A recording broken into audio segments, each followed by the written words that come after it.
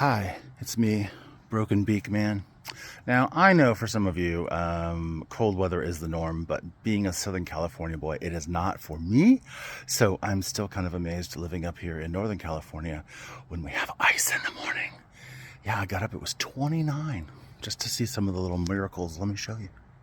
I don't know, it's pretty amazing that there's ice and sparkling, and also, can you see the breath?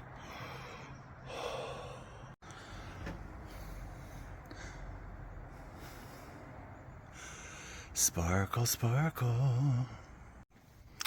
So anyway, I don't know. I just think it's kind of magical still. Just not used to having. Oh, hold on. Look at this. Can you see him? Can you see him? Look at that. Squirrel.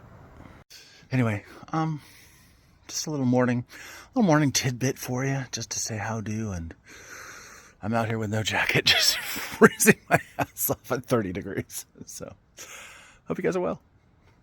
Bye. Yes, that's nice and warm.